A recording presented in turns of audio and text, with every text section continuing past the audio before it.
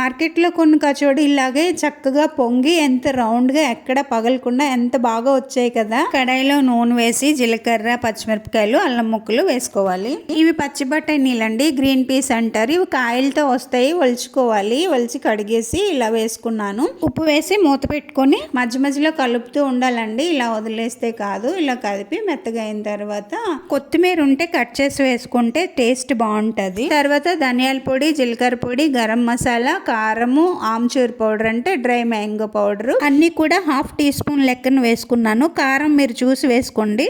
ఇవన్నీ వేసిన తర్వాత ఒకసారి ఇలా వేపేసి ప్లేట్లోకి తీస్తానండి. ఎక్కువ వేయించక్కర్లేదు. ఇది చల్లారిపోయిన తర్వాత మిక్సీలో వేసి మిక్సీ పట్టుకోవాలి. ఇందులో ఉప్పు, కారం అన్నీ సరి చూసుకొని చాలకపోతే వేసుకోవాలి. నేనైతే 1 టీ స్పూన్ పంచదార కూడా వేసుకున్నాను. పంచదార వేయడం వల్ల కచోడీలు టేస్ట్ బాగా వస్తాయండి.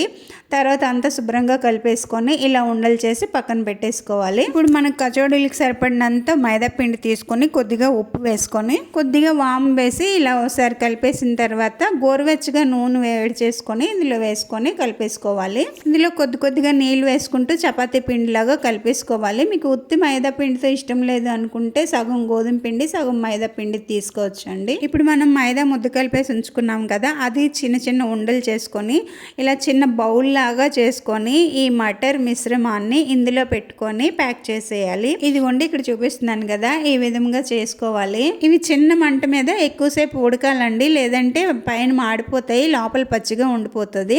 అందుకని నేను కొన్ని చేసుకున్న తర్వాత ఆయిల్ వేసి వేపడం మొదలు పెట్టేశాను. ఇవి వేగే లోపల మిగతా బ్యాచ్ రెడీ చేసుకోవచ్చు. నూనె కూడా ఎక్కువ వేడవకూడదండి, జస్ట్ మనకి వేడిగా తగిలితే చాలు.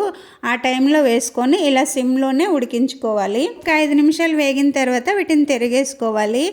ఈ ప్యాక్ బాగా చేసుకోవాలండి, లేదంటే విడిపోతాయి. ఇదిగోండి ఒకటి విడిపోయింది చూడండి. ఇదిగోండి వేగే లోపల రెండో బ్యాచ్ కూడా రెడీ చేసేసాను. కొద్దిగా మటర్ది ఆ మిశ్రమం మిగిలిపోయిందండి. దీంతో రేపు ఉదయం బ్రేక్ఫాస్ట్కి మటర్ పరాటా చేసేస్తాను. ఇలా వేగితే చాలండి. ఇవి చల్లారిన తర్వాత ఇంకొంచెం డార్క్ అవుతాయి. కరెక్ట్గా వేగినాయి చూడండి. మార్కెట్లో కొనుక్కున్న కచోరీలాగా ఎంత రౌండ్గా ఎంత స్మూత్గా భలే వచ్చినాయి కదా.